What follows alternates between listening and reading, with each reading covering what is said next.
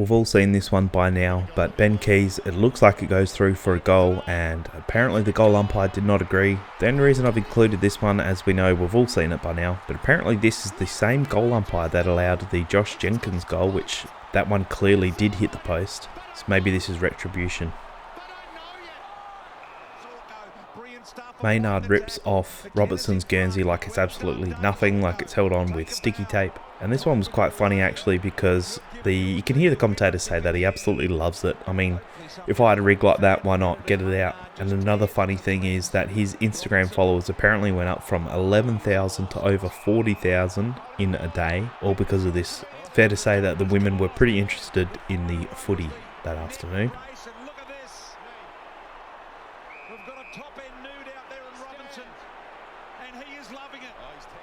It looks like Ben Keys is telling you to subscribe if you're new to the channel.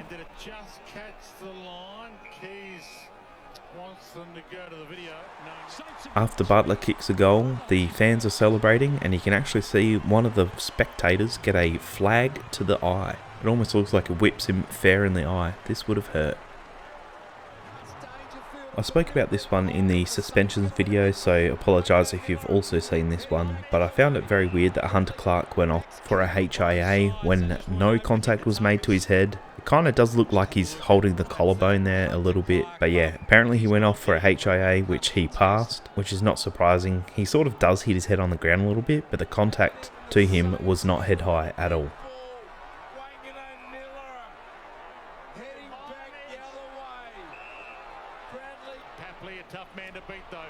These next two clips between Papley and Keane from the Swans and Crows respectively, I did speak about in the suspension video again, but I think it's worth noting that this flopping is, I don't know, I hate it in the AFL. They're clearly flopping, trying to get a free kick, or staging, the AFL call it. You see this in sports like soccer. This is not soccer. Can we get rid of this? I would really love to see fines issued for this to try and stop players trying to milk these stupid frees. Just stop it. You look pathetic. Not once, but twice the Freo Dockers have kicked it straight into the Port defenders. The first one by Sam Sturt was an absolute stinker, and the second one, I guess it was under more pressure than the first kick, but they just have to kick it over the defender's head, and this was an easy goal. 2 in a row.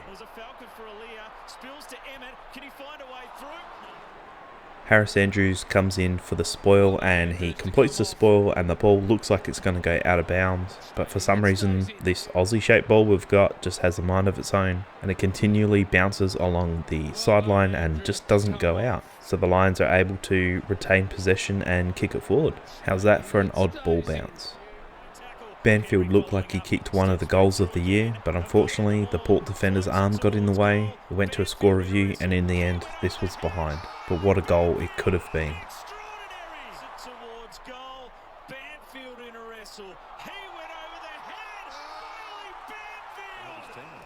Surely this goal by Butters is not something that they consistently train, but it looks like he's done this quite a bit, probably at training, just mucking around. He kicks the ball over his shoulder and it goes through for a goal.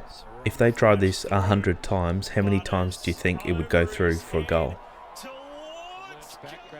Again, I spoke about this one in the suspensions video, but do you think this was worth a fine, not a suspension? I'm not entirely sure about that. Another odd one are Liam Stocker's tattoos on the back of his leg. Can anyone make out what they are?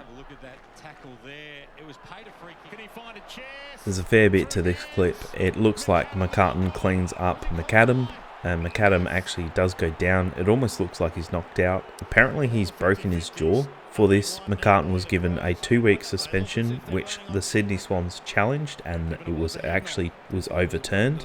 And McAdam actually didn't go off for a HIA as far as I'm aware. So I'm not sure how you can get hit in the face and break your jaw and not go out for a HIA. What are your thoughts?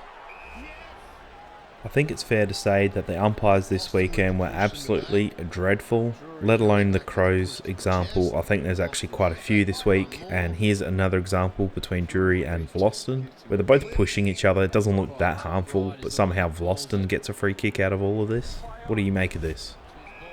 Here's another example of a clear, absolutely stinker call from the umpire. You can hear the umpire says clear bow and stand. It's a little unclear if that's a stand call to McCreary or to Myercheck, but they both are kind of standing and both leave the mark, and the umpire has his back turned so he's not sure what's happened. But he's clearly told them to stand and then they move off the mark. That should have been 50-metre penalty.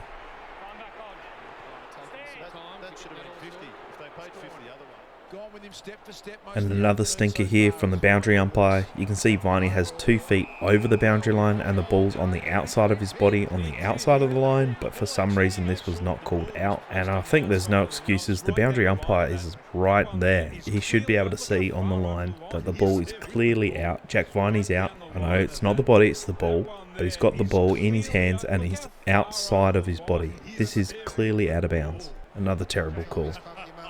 Todd Marshall from Port Power had an absolute stinker. Luckily they didn't need him, but this was one of many examples where he kicked the ball out of bounds on the fall. There's a few examples of where the commentators say if you need someone to kick for goal to save your life, Todd Marshall's it. You'd be dead a million times on Sunday. He's searching for his first goal of the afternoon. It's the end of the game, so it doesn't really matter, but Riccardi's kick at goal here was an absolute stinker. Could have kicked goal for that extra percentage, mate. Come on. By how much? It is a massive win. 100. I know it was Jacob Ryan's first game, but it was pretty funny to see him try this Superman tackle. I don't know if he thought he could actually nail this, or he was just trying to prove to the coach that he was putting in effort. Webster kicks the ball to Hill, and then Hill tries to kick past Webster, but as Webster runs past, he sort of blocks the kick and bounces off him and he gets it back. This is probably the strangest 1-2 I've ever seen.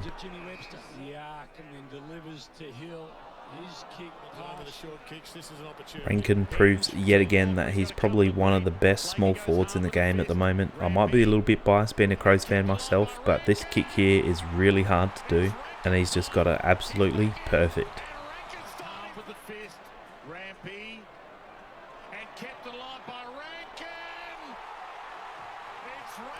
I want to say a massive thank you to the channel members, especially Sean Dux and Ryan, who are my tier 3 members for the channel. I really do appreciate it, guys. Austin, tier 2. We also have JustRandom GD, Ben, AFL Reroar, and James Hicks.